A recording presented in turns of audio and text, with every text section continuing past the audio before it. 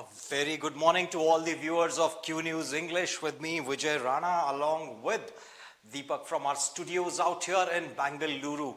So let's see what's happening out there in Delhi. Anti-smoke smog vehicle. I'm sure nobody is interested in the pollution as of now because it's going to be the noise pollution in the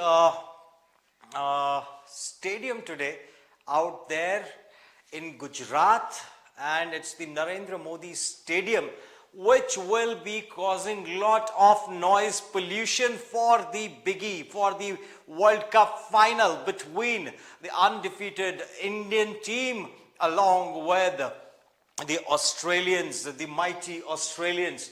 So we are going to have the battle today. The final bout is about to begin and we all will be very, very excited. Not only us out here in India, but across the globe.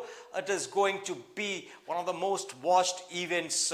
So let's gear up for that. And amidst that, the quality of air in Delhi is not. The anti-smog vehicles are being deployed, water is being sprayed, but still it is not coming under control. It is still increasing by the day, the pollution. And also we have the news from Israel where 26 people have been reported to be killed in a bombing on the Gaza Strip, and I think it is the northern part of Gaza that is being bombarded now. At least 26 Palestinians, mostly children, were killed due to an Israeli bombardment of Khan Yunis city in the South Gaza on Saturday. So yesterday, as we were interacting with each other, there was a bombing going on in Gaza, in the southern part of the Gaza, and it was Khan Yunis city where 26 people were killed in that bombing, and this is how it looks like in the entire building, and it's been turned down into rubbles. According to the Palestinian WAFA news agency, Israeli aircraft targeted apartments in Khan Yunis, causing injuries to dozens. So that's how reports are being sent out. It is being sent out by the Palestinian reporting agencies, and they stop at that, but they don't announce this thing. I know, that's what comes in from Israel. The Israeli Defense Forces also announced its operations in South Gaza, citing intelligence reports indicating the presence of Hamas leaders in the region. Now what they did is they actually gave a warning before they conducted this airstrike, and the incident came a day after. They gave the warning 24 hours prior, and then they bombarded that area. Why were these 26 civilians present out there despite the warning? They did not respect the warning, or they did not know that Israel is not going, they are going to bombard. They declared it after. Now the incident came a day after warning from Israel for residents of Khan Yunis to relocate. Mark Rajiv, an advisor to Prime Minister Benjamin Netanyahu, conveyed, "I know it is not easy for them, but we don't want to see civilians caught up in this crossfire." The Israeli Defense Forces also announced this operation in South Gaza. So they already warned them, but despite the warning, people did not move, and that is the outcome. So we have 26 people killed out there. 700 private member bills pending in Lok Sabha. So that's a huge number of bills. So over 700 private member bills, a number of which propose modifications to the penal provisions and electoral laws, await consideration in the Lok Sabha. And ex-RBI governor passes away, and US, really sad, that's one of the highest posts in RBI, and he passed away. I think he was 92 years old. And we also have UP bans halal certified products. The Uttar Pradesh government on Saturday banned the production, storage, distribution and sale of food products with halal certification with immediate effect, while exempting products manufactured for export. In a statement, the government alleged malicious attempts to discourage the use of products lacking a halal certificate not only seeks unfair financial benefits but also form part of the pre-planned strategy to sow class hatred, create divisions in society and weaken the country by anti-national elements. So everywhere, how well thought this entire process is. Now you brand, let's say products like chicken, if you want to poultry, let's say the poultry segment. So these people have employed their brain in that direction to that level as well. Even the food products are being branded as halal and haram. So why is that being done? So, and also if it is not branded as halal, certain people will not be eating it or not be consuming it. That's the level to which our brains or to which our habits are being manipulated. So owing to which UP government, that's a welcome step actually. That's a welcome step. And the export has not been banned. You can still print halal, they can get a halal certification and they can send it out to the various countries abroad. So, and following which we have, what do we have here from Maldives? Asks India to withdraw military. There is very minor military presence out there that helps out the people of Maldives, a small island out there, and a lot of us, a lot of Indians go to Maldives. But the people of Maldives, do they really want Indians out there? Do they really want our presence? That's the big question, because the Prime Minister who was recently elected out there says he actually promised that he will make sure that the Indian Army's presence is not there. Owing to which he won the election, surprisingly. And people do not want, that's what the majority does not want. Alright, so let's give it to them. Let's not visit Maldives, or let's not, but we have good terms with them. Let's see what the news has to offer. New president of island nation says he will keep his election promise. Owing to which, India and the Maldives on Saturday agreed to discuss workable solutions to continue use of Indian military platforms by the island nation as they serve the interests of Maldivian people. Official sources said if they serve the, I don't get this. Either you serve the interest of the people of that country or you don't. There cannot be anything in between, it's not done. And they are asking for you to evacuate. If you are serving their purpose, why they are asking for your evacuation? Why? Evacuate.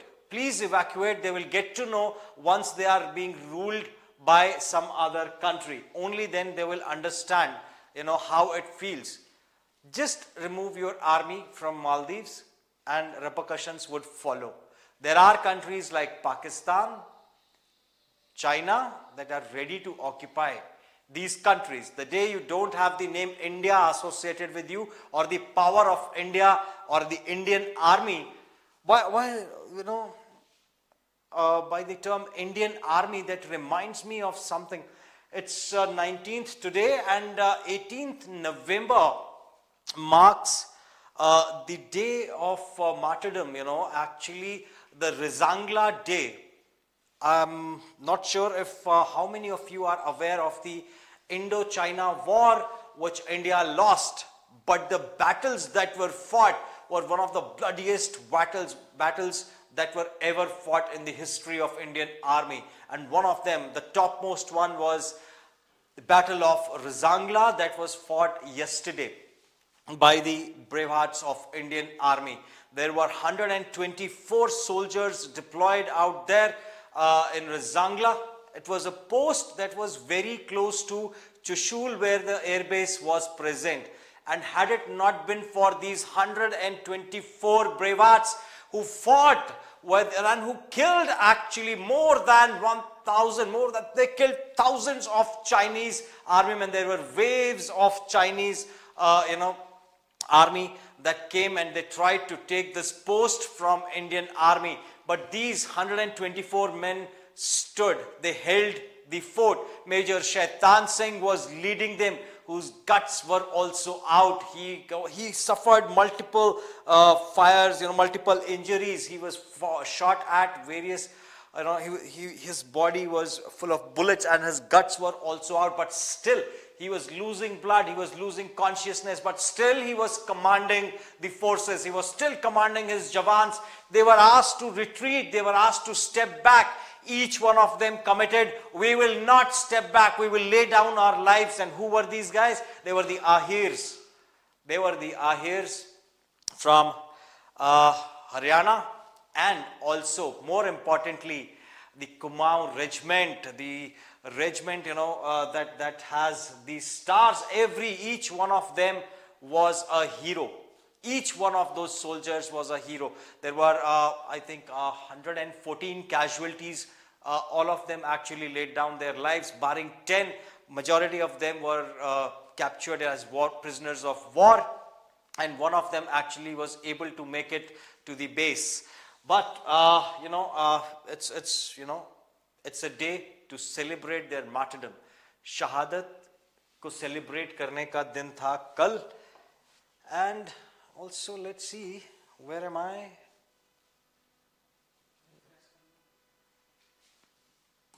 Where is the live tweet? Do we have anybody in the comment section? I forgot that part.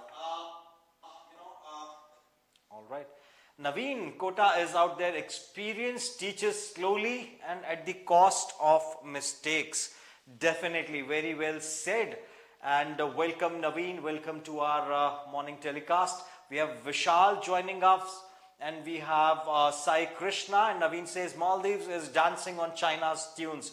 Absolutely yes. And our own Chacha, great man, wanted to dissolve Indian Army and said, Hindi Chini Bhai Bhai. Yes, that was the Nara back then. That was the slogan that was being raised by the Chinese army as well. And they said, Hindi Chini Bhai Bhai, Hindi Chini Bhai Bhai. So they came in peace, but they wanted to attack. And at that point in time, China had never attacked India. So what our politicians thought, on one hand, Pakistan is born from India. Pakistan is a separate country that was given to them. That land was given to them with some money as well. And why would they fight with India? On one hand. On the other hand, we have borders with China.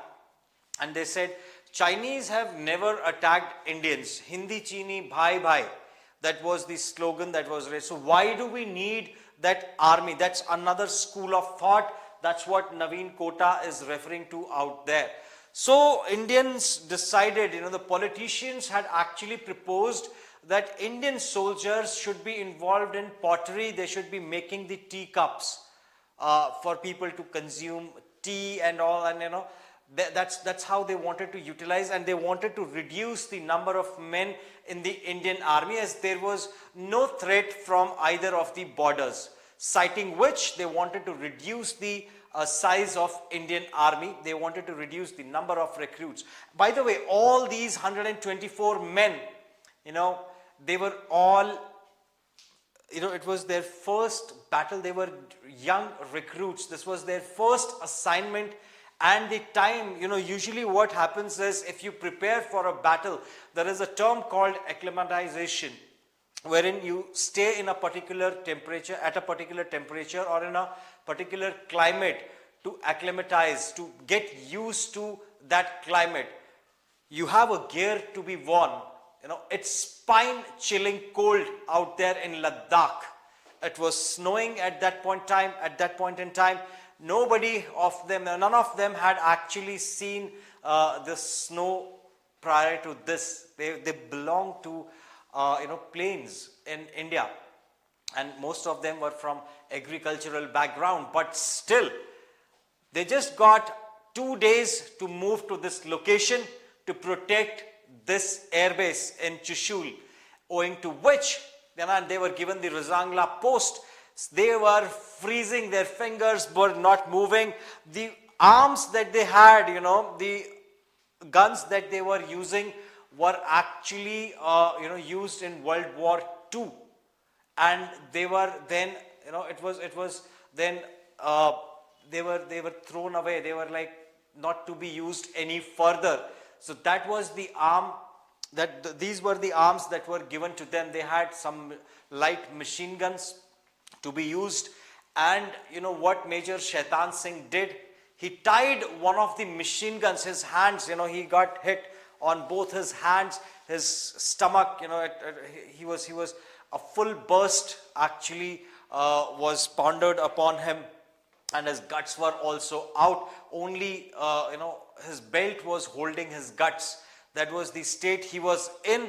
He was not able to move, but he kept on running prior to this. He kept on running without any cover from one post to another, charging the Indian soldiers. You know, he was pumping the adrenaline. He was charging them to battle against these Chinese forces, and thousands of them were coming, and they were being brought down one by one.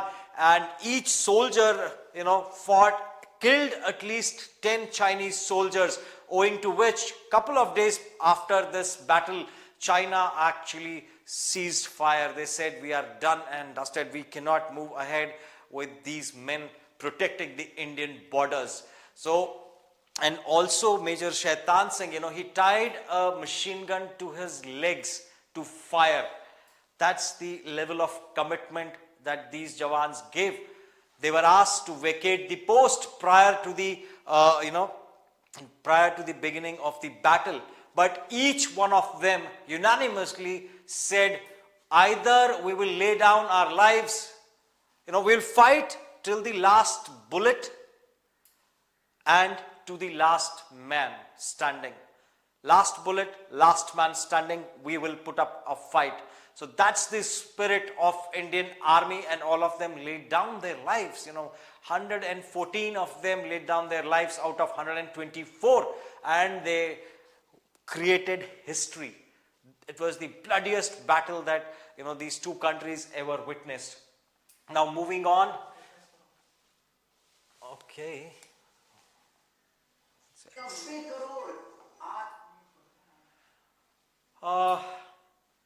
All right. Our own Chacha, all right. Naveen Kota says, so many conspiracy theories of Chacha related to China. Jagan is also here along with a good morning wish. Chacha knew what will be happening, what is going to happen. Still, he did not act. So yes, there are a lot of theories around this, the Indo-China war. India was not prepared. We did not have the arsenal. We did not have the, required equipment. Our soldiers, still the brave hearts, fought against all odds. My sincere condolences to all those army veterans. No need to, no need for condolence. You don't need to no condolence is required out here. We need to celebrate this martyrdom of our brave hearts. We need to, it's a moment to feel proud about our nation, about our people, about our soldiers, and this calls for a celebration. Their lives are to be celebrated, their death is also to be celebrated. That's what an army Jawan would expect. Nobody should weep. In fact, I was about to weep. I'm very emotional. So, but then, as I also belong to, I also have a defense background. My father was in army. He was also a part of Indo-China war, along with all the wars with Pakistan. Till the early 90s, he was very much active in the Indian Army. 89 is the year when he retired. So prior to that, he had also been to the Antarctica, the 7th Indian expedition. He was a member of that Indian expedition, which was, which was supposed to create a base for Indian Army in Antarctica, India's own base to conduct experiments. And prior to that, India used to merge with China, India used to go with Russia. And during this expedition also, I have the photographs. Next time when I go to Hyderabad, I will share some of the happy moments of, that India, Russia, and he was interacting with the Russian scientists. There were a lot of ladies also, at that point in time. My father did not know how to use a Western toilet. It was not very much present in India back then. But he learned, a Russian lady actually taught him how to use a Western toilet aboard the ship that was traveling to Antarctica. So all these incidents, he used to narrate to us. So I was in class 7 back then. Yeah, I was a class 7 student. So when he came back, I was in class 8. I did pretty good that year in class 8. Alright, so here we were, and Maldives asked India to withdraw military. So if India withdraws the military, what are the repercussions? What could be the repercussions? And let them face, I firmly believe if some country does not want us, let's not be with them. Give them, that freedom to be enslaved. They will be enslaved, mark my words, they will be enslaved. If India decides to move its soldiers from Maldives, China definitely is going to take over. Pakistan might also try. They might also try to take Maldives, and let's see. And I see China, Pakistan taking over Maldives. Then they will get to know, the taste of, the Pakistani. Oh, we have it here, no? There was a news about Pakistan, also our neighboring country. Pak court acquits Shahbaz in corruption case. Shahbaz Sharif, he was all the prime ministers of Pakistan are corrupt. Is that what Maldives wants?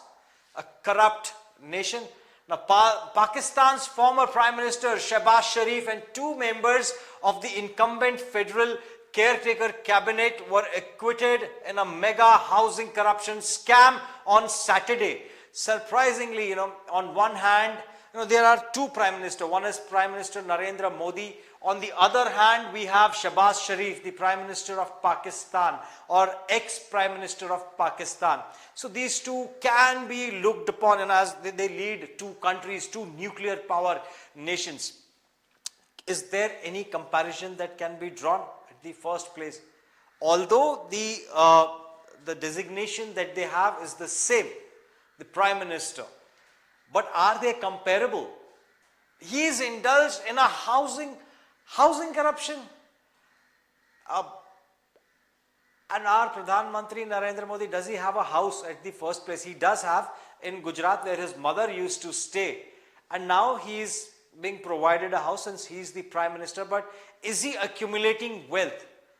I have seen the acquisitions from the opposition parties on our Prime Minister, that he has facilitated Adani. Industrialists are to be facilitated so that they create more wealth for India, so that they create more opportunities for Indians to work in the private sector.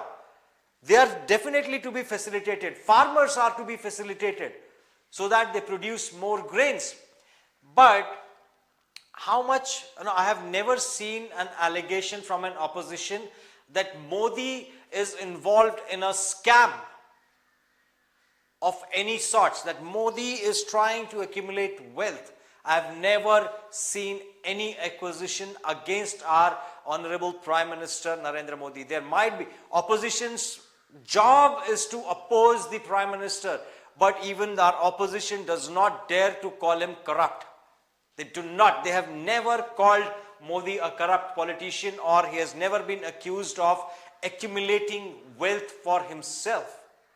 On the other hand, we have the neighboring country where we have, earlier it was Nawaz Sharif, then came Imran Khan, who was selling watches, who was selling the gifts that were given by Arab nations to him. And he sold it at a whooping, at a very, very high prices. His wife was also involved in that. And then he's not able to take care of critical documents. And he has also been accused of corruption along with treason. So this is the state of affairs in our neighboring country, Pakistan. But still, they have the gumption, they have the guts to actually try and infiltrate in India. They are sending terrorists. Since past 2 days, we have been reading the news that 2 terrorists were neutralized day before yesterday. 6 of them were killed, or 7 of them, 6 in one place. There was a drone that actually captured an image of these terrorists, and they were all taken down and wiped out. So still Pakistan facilitates terrorism. Still they have, with this level of corruption out there, where their Prime Minister is engaged in a housing scam. Now, Accountability Court, Lahore Judge Ali Zulkarnain, what a name that is. Awan acquitted Shahbaz federal cabinet members Fawad Hassan Fawad and Ahad Khan Chima and others in the mega Ashiana Iqbal housing scheme. Okay, so there was a scheme that was going on called Ashiana Iqbal, and there was a scheme corruption case on report of the National Anti-Graft Body. National Accountability Bureau prosecutor Waris Ali Januja submitted a report in the interpretation of recent orders by Supreme Court. All right, so there we go, another ex-Prime Minister being acquitted out there. And coming back to BJP to implement UCC in Telangana promises laptops, now Uniform Civil Code. That is what is going to be implemented. How is that going to impact their performance in the forthcoming elections? Is it something that is majorly supported by the population of Telangana? UCC. The Bharatiya Janata Party on Saturday declared its commitment to implement the Uniform Civil Code. By that, what we mean is the law will be same for all. No community, no caste will be given special privileges. The law would remain the same for one and all throughout the state. Is Telangana state ready for it? Is a big question. Please do let me know in the comment section. Our audience is from Telangana. I request you all to please let us know, are you good with one law for every individual, irrespective of their caste, irrespective of their religion? Everybody will be treated as one. Is that okay with the audiences of Telangana? If the party secures victory in the upcoming November 30th Assembly elections, and during the release of the BJP's manifesto for the Legislative Assembly polls, Union Home Minister Amit Shah outlined the party's plan, emphasizing the formation of committee dedicated to the UCC. Shah assured that upon assuming power, the BJP-led government would promptly establish a committee tasked with introducing the UCC in Telangana within 6 months. Also, the manifesto underscored the party's intention to create a committee aimed at drafting a uniform civil code with the goal of consolidating and harmonizing diverse personal laws. So basically there are personal laws, you have Muslim Personal Law Board. Let's be specific on that. That is what is going to be of no effect. If the Uniform Civil Code comes into picture, the laws will be same for Muslims and Hindus and Christians or Sikhs or Buddhists or any religion, be it any religion, the law of the land will prevail. Let's see. Amazon to lay off several employees in India. So recession is out there, and owing to which Amazon has announced to lay off several hundred employees from its Alexa division, including in India. Amid a renewed focus on artificial intelligence, the precise number of affected employees in India has yet to be determined, with the company scheduled to engage in discussions with impacted colleagues in the coming weeks. In a memo addressed to the workforce, Daniel Rausch, Vice President of Alexa and Fire TV team, conveyed that the company is realigning its efforts to closely align with business priorities and customer needs, particularly emphasizing a highlighted focus on generative AI. Alright, so a lot of people are about to lose their jobs as well, and it is very, very devastating. I'm sure in a country like India, they will definitely get their jobs. But then, for some of them, it is very difficult to actually secure a job once they are laid off. And also we have a mindset that, it's his or her name was a part of the list of a layoff. That's the mindset. So they are no good. That is not the case. Company lays off the best as well. Nobody is indispensable. And I have seen, I don't know, I might be wrong, but I have seen a lot of times the best are laid off and the worst still sustained somehow. I don't know. I don't know why they do it, what is the logic behind it, but they do this. There are blunders that are committed during layoffs. So our hiring teams of various other companies should actually welcome people with talent. They should not reject their resumes or profiles just because a reason. Usually in HR, what they do is they'll ask, what is the reason? Why did you leave your previous organization? And if a candidate says, I was a part of the layoff that happened out there, he's rejected out there. He's rejected outright. That should not be the case. You need to consider, you need to talk to the candidate in detail. A lot of HRs are not well trained in technology. They do not know what is artificial intelligence. They might ask, a few basic questions, but you need to talk to the candidate in detail. You need to be learned enough to take his interview. Don't reject him on the basis of, being part of a layoff. So my urgent, I would like to urge all the HRs not to do this. And fingers crossed, we have a Bharatiya cricket team ko shubhkamnaएं. And we have a yagya going on. करोड़ों भारतवासियों की ओर से भारत की जीत की कामना. So they are performing a puja out there. A yagya is being performed with photographs. How dramatic can that be? How dramatic can that be?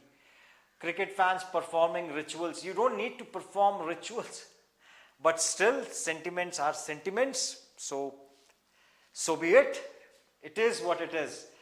And going to this, let's see. Yeah, we were out there discussing about, and I'm really not happy with the stance India is taking when it comes to dealing with Maldives. What happened out there now? There was a meeting that was held between Union Minister Kiran Rijiju and the Maldivian President Mohammad Muizu.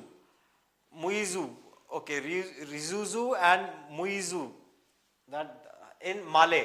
Rizuzu paid a visit to Mizuzu, widely perceived, I'm pronouncing it as Mizuzu only, although it is spelled as Muizu. Rijuju and Muizu, but Rijuju and Muizu are, easy to rhyme. Are perceived as leaders with pro-China leanings. So they have a pro-China leaning at his office a day after attending the president's inauguration ceremony. You know what? He might have a pro-China leaning, but who elected him for this post? It's the public of Maldives. They have elected him to power.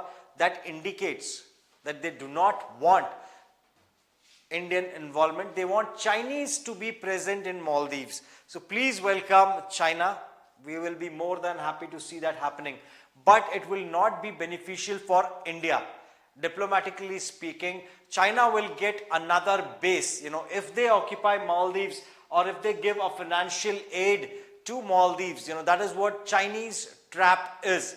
They will first provide you a financial aid and then they will make you more dependent. Chinese scam of this, the monetary scam that they engage in, that is close to impossible to break. Pakistan is one of the examples. Their whole economy has been collapsing.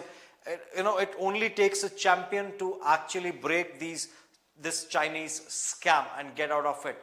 There are ways to get out of this Chinese scam. But will Maldives be able to get out of it? I doubt, as their entire population has elected somebody who's pro-China rather than being pro-India. And according to a statement from Maldivian President's office, Muizu formally requested the withdrawal of Indian military personnel from the Maldives during the meeting. Reiterating his commitment to fulfilling his election promise, the President noted at the presidential election held in September, the Maldivian people had given him a strong mandate to make the request to India and expressed the hope that India will honor the democratic will of the people of Maldives. The statement affirmed. Indian government sources disclosed that Muizu raised the issue of Indian military personnel stationed in Maldives for medical evacuation operations.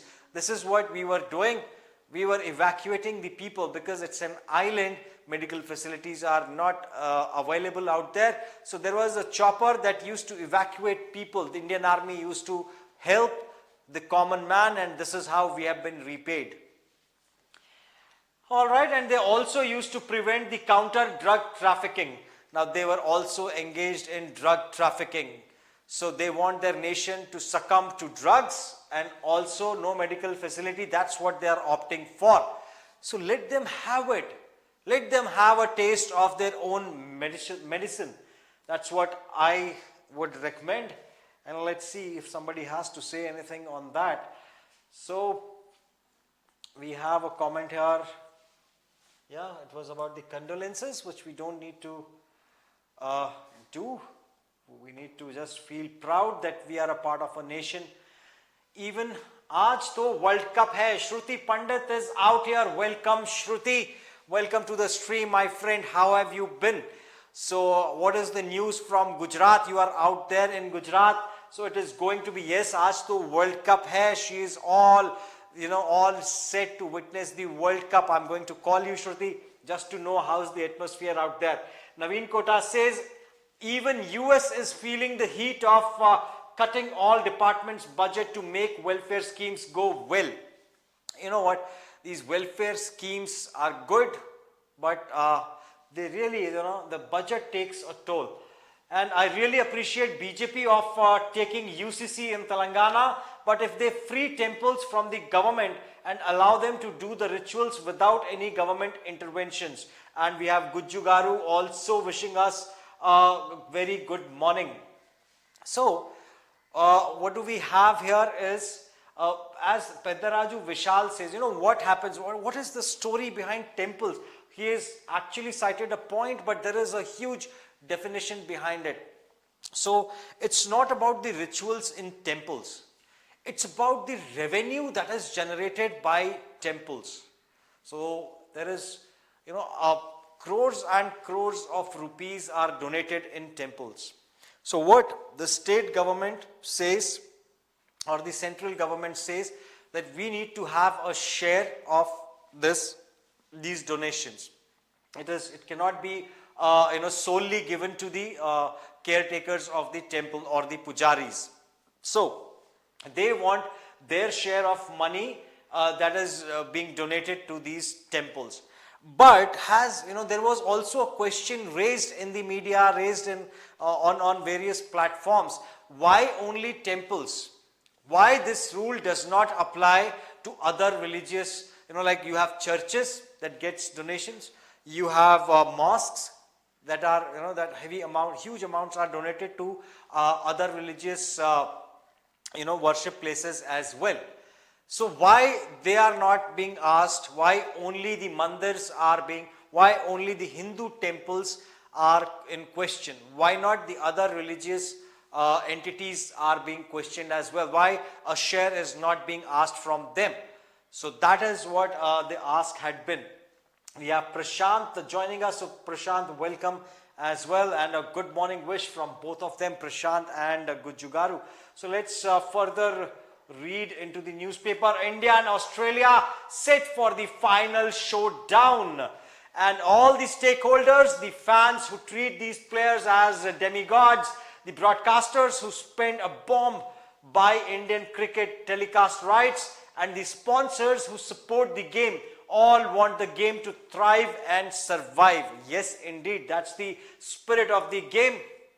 And we have criminals in fray for Rajasthan polls. So a lot of our politicians have criminal cases against them, and majority of them have declared that as well. And what is the count?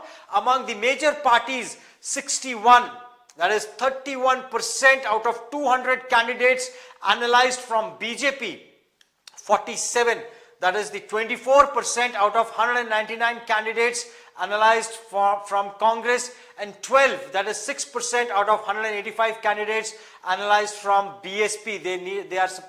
They have criminal cases against them. So that's a very, very difficult situation out there. Now we have to choose amongst the criminals as who is the best criminal. really sad state of affairs out there. We need politicians who have a clean track record. That should be, they should not be allowed to contest. Only then we can have such politicians. That is what my urge would be. 75% private quota. Now, Haryana and Punjab, they announced during their election times that we will give 75% of quota to the locals in the private companies also. Now, what will be the repercussion of that? You are okay. You have launched a scheme of, if let's say if I'm a businessman and I want to open my office of, let's say I want to provide services, or I want to open a BPO. Let's say I want to open a BPO out there in Haryana. Will I be doing it if I'm asked that you need to, it's compulsory, if there is a condition that is put, that is mandatory for you to hire 75% of people only from Haryana, not from any other state? Why would I choose Haryana then? I would rather go to Rajasthan, I would rather go to Telangana or Bangalore or Karnataka or any other state which does not have this rule. So that is going to be a huge loss, potential loss for these states. Let's read, and in fact, the Haryana government is set to challenge the recent ruling by the Punjab and Haryana High Court that invalidated the law guaranteeing 75% reservation in private sector jobs for residents of these states, as announced by the Deputy Chief Minister Dushyant Chautala on Saturday. So this was rejected by the local courts out there, and now they are moving to the Supreme Court. And in a release statement, the JJP leader stated, "We are carefully reviewing the High Court's decision and will promptly approach the Supreme Court." So High Court also rejected this. They said it is not the right thing to do, and they rejected this. But they are now moving Supreme Court on this. So let's see what is going to be the result of this. We'll keep a close track on this. And we read about Pakistan, Amazon layoff, Maldives, and the 41 workers who were trapped in Uttarakhand. Now the efforts have been speeded up, and they are also trying to drill. There was a tunnel. Let me just brief you on what exactly happened out there. So construction work was going on for this tunnel out there, and it collapsed, and there were 41 workers out there who are trapped in debris. They have from both the sides, from both the ends of the tunnel. So now what the government is trying to do is they are trying to dig from the top as well to reach these workers, to get them out of this tunnel. And also these kind of pipes are being drilled inside the tunnel from both the ends. So they are trying from all the possible directions to get these workers out. It's been more than a week since they have been trapped inside this tunnel, and I'm sure by today, by the time India starts to bat or starts their bowling, they will be out of this tunnel. So I wish that should happen. US airbase attacked in Iraq. That's the news coming in now. Iraq has attacked a US airbase, just a neighboring country. There is a war going on between Hamas and Israel out there. And during that war, what happens is US air bases are being attacked. What is going to be the repercussion of this? If you attack a US air base, will they not retaliate? They are going to retaliate, further adding fuel to fire.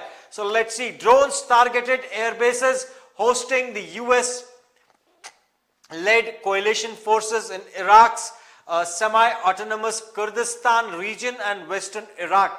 There has been a missile that was fired on different areas where resistance was there for the US.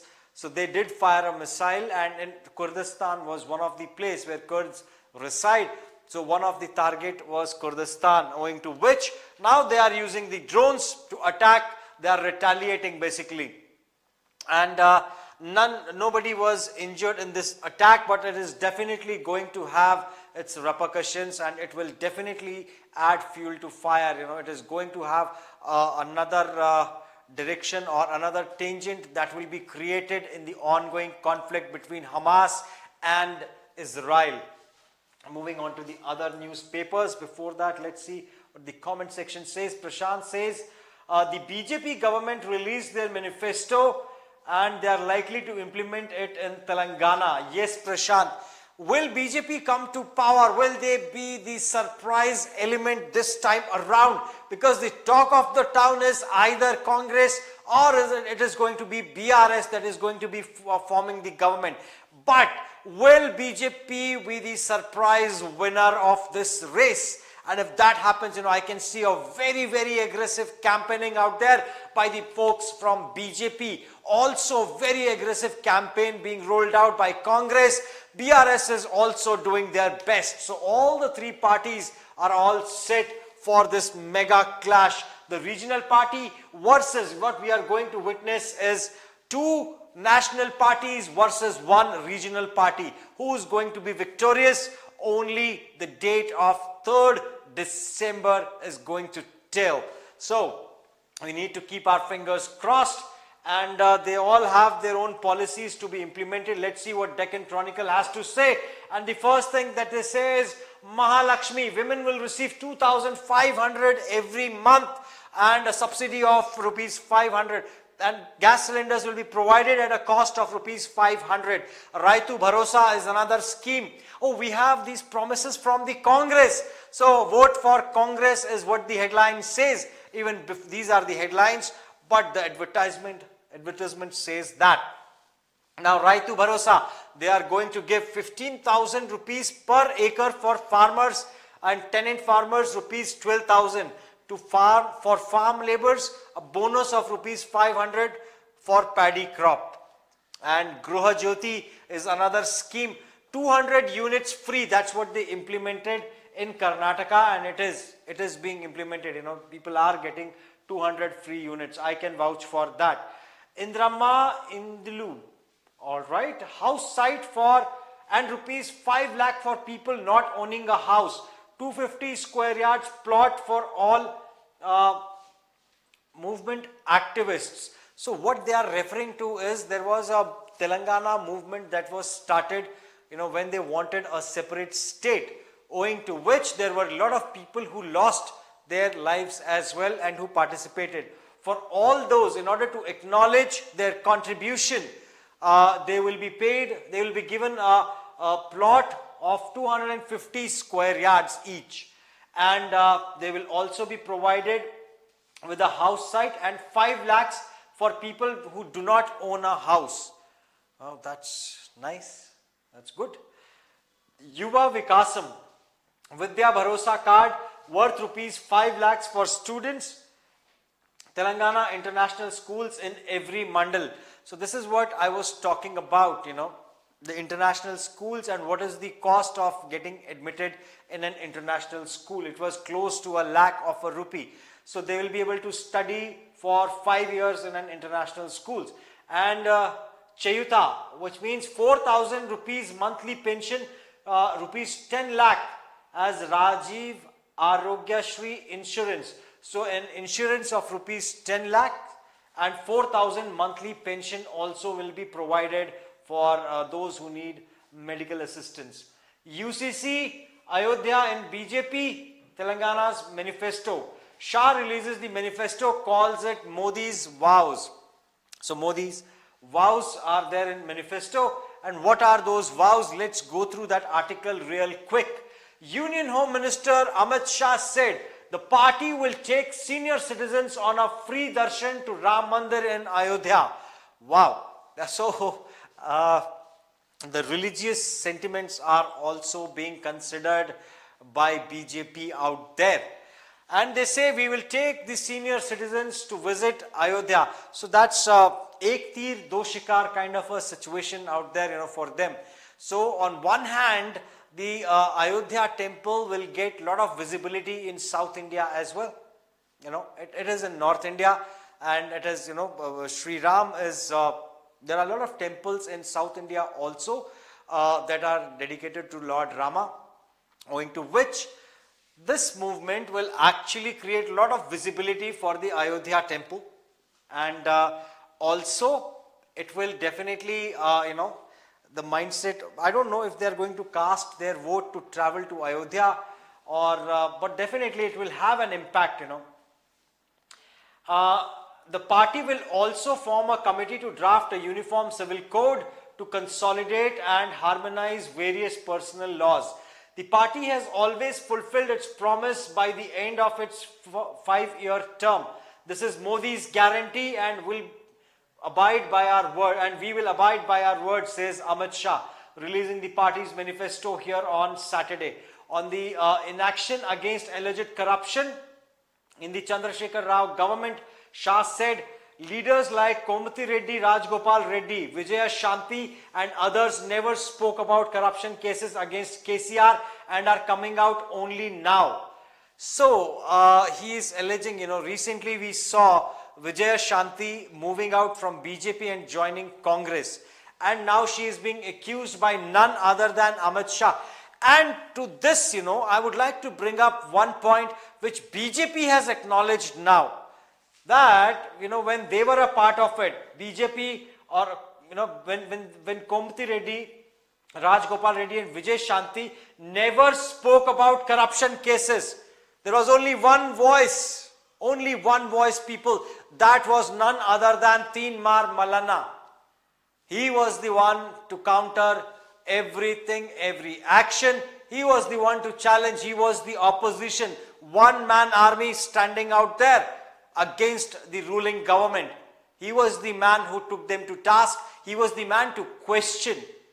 He did not, ridicule them, but he was the one to question as to why this is being done. This is not the right thing to do. Opposition did not play their role. And Congress, now BJP has actually come up with that statement. They say Vijay Shanti and leaders like Komati Reddy, Rajgopal Reddy, Vijay Shanti and others never spoke about corruption cases against KCR, and they are coming out only now. And further to this, Shah promises rupees 1,000 crore for developing Warangal hospital. 1,000 crores to develop a hospital in Warangal. That's another gift for the people of Warangal. Let's move on. What do we have here from Congress? We have Revanth. Be careful of snake. Stray dog KCR. I don't know why did he address them like that. He calls one of them as snake and the other one as a stray dog. Why? TPCC Chief A. Revanth Reddy said his chief purpose of taking on KCR in Kamareddy was to protect farmlands from acquisitions. In a campaign that got personal, he called a poisonous snake. He called Rao a poisonous snake, Zehreela Samp, and a stray dog. And the people should be cautious in his presence. He called himself Telangana's watchdog in a rebuke to Rao, who had called him a mad dog earlier in the day.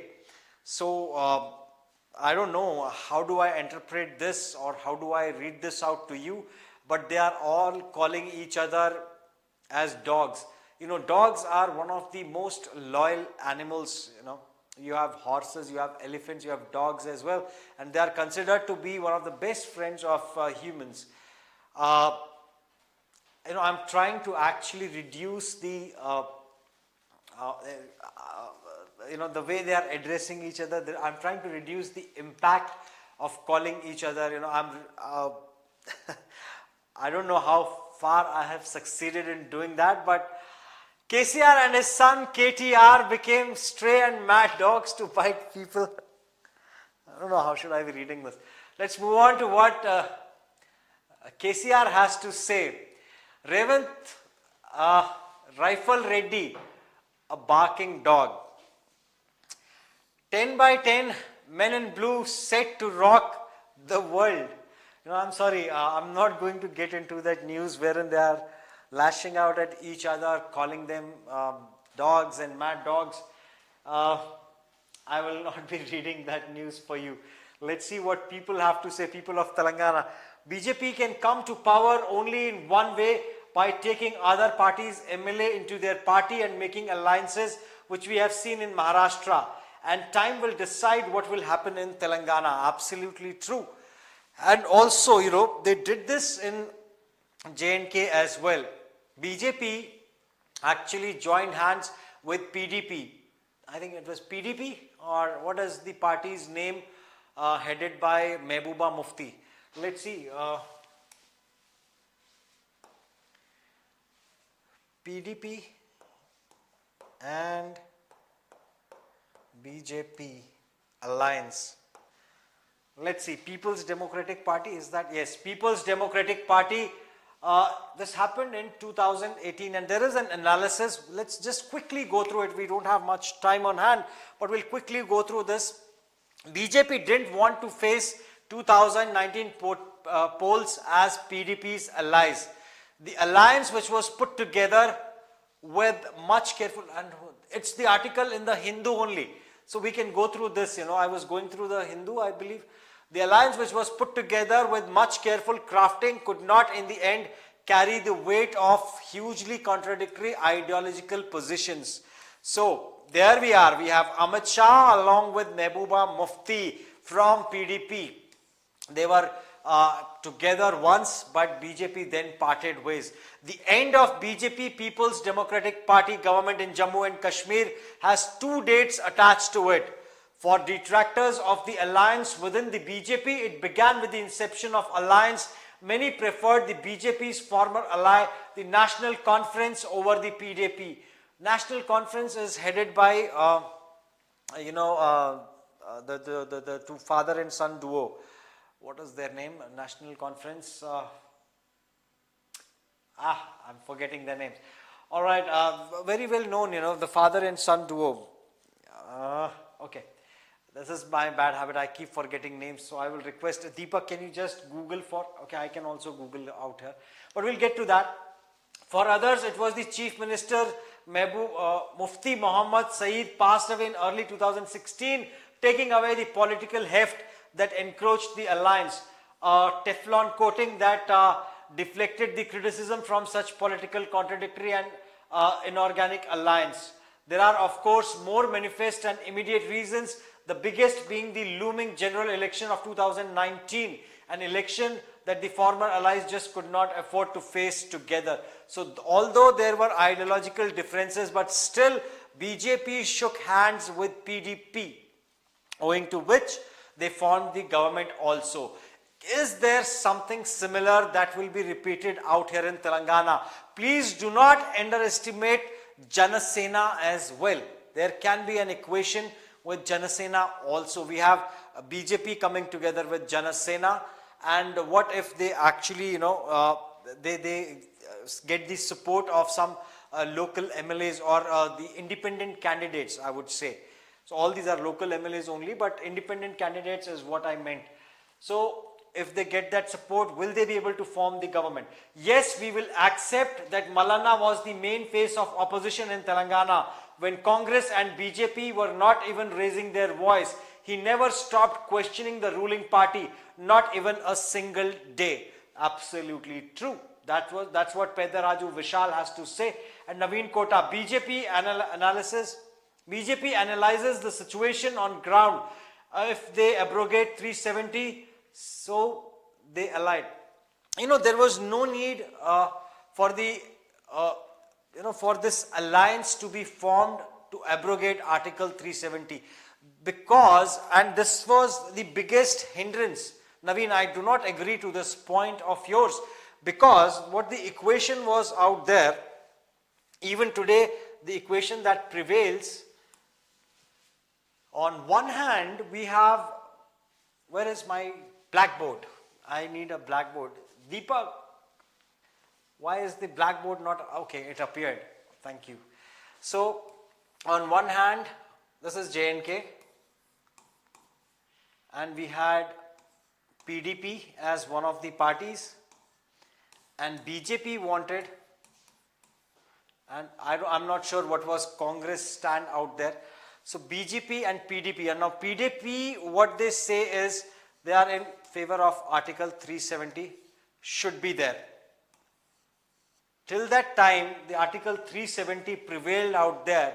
Mehbooba Mufti or the PDP they all were in favor of 370. Even today they are in favor of Article 370. BJP said no to 370.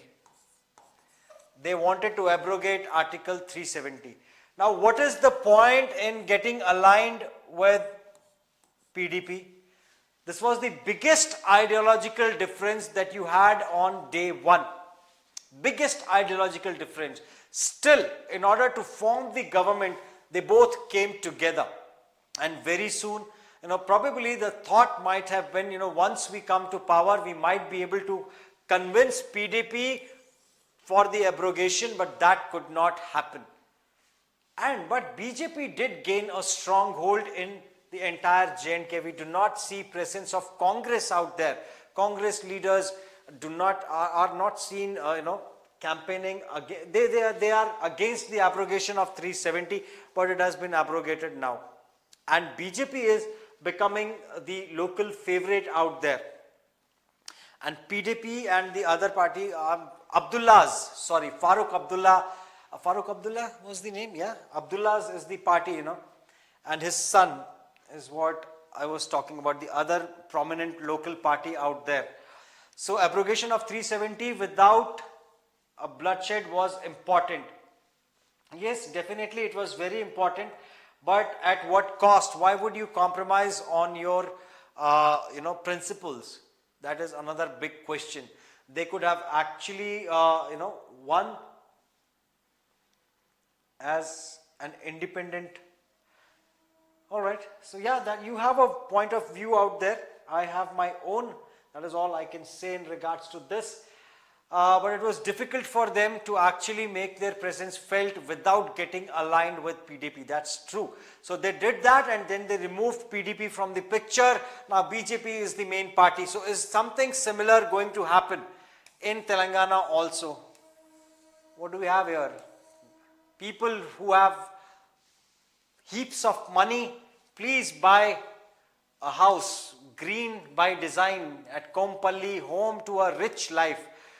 Luxurious 4, 5 and 3 bedroom apartments. Second page also dedicated. This is the Hindu. So that's how a rich life looks like. It's looked like a table in my office, corporate office. Why would I sit on this table and eat? But good. That's how rich life is. This is how they sell dreams to you. Good selling. Pages and pages. Who is this? Aparna. They have lots of money, Aparna builders. Definitely, they have lots of money. There is a map. The number of pages that they have bought in the Hindu is Zabardast. Now, Telangana reenacts bill denied assent by the Governor Ravi. So, Governor had rejected these 10 bills. They are now being sent again to the parliament. Now, rescuers mull over options in Uttarkashi. Alright, so we went through that, and the news out here. BJP releases pro-farmer manifesto, and Kadalundi's shrinking mud flat ecosystem keeps shorebirds away. That's really, it is very sad. Last year, this time I was out there in traveling to a place called, I forgot the name of the place. It's in Maharashtra, where the migratory birds used to come in. What was the name of the place? It is well known for a project that was started by, okay, that's fine. So I was able to see these birds, and it's a beautiful scene out there, These birds fly from various other countries, and they migrate to India during the season. And if this happens, the village on southwest coast in Kozhikode of Kerala had about 8 hectares of nutrient-rich intertidal mud flats in the early 2000s. Today, the expanse of mud flats in the estuary of the Kadalundi river has reduced to just about 1 hectare. So that's really sad. We need to preserve these natural resources, these birds, migratory birds that come to these destinations. They should be taken care of well. So my urge to the Kerala government, is that please focus on developing or taking care of the existing 1 hectare.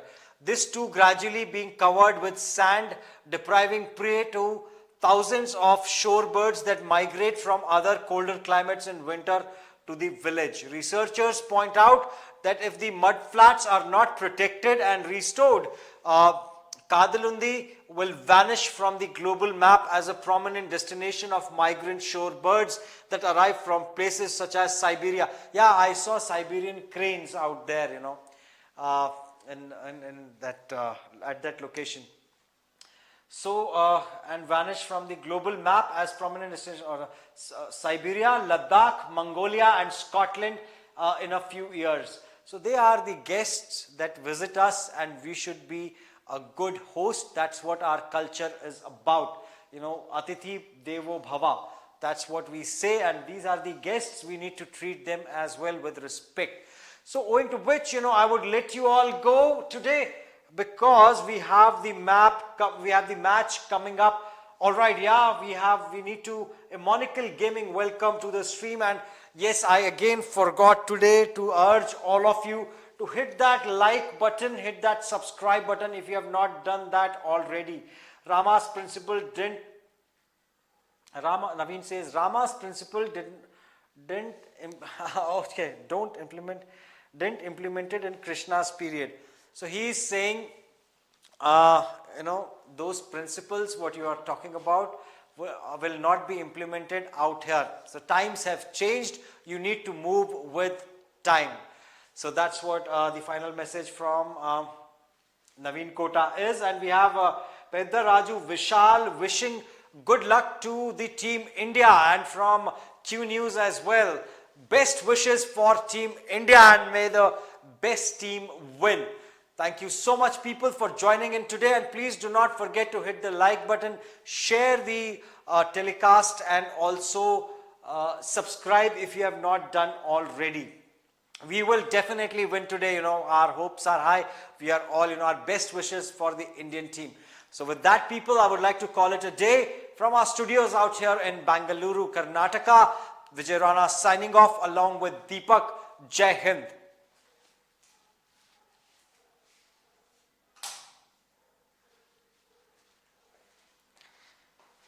बाबा कुछ खिला दो यार, भूख लगी है.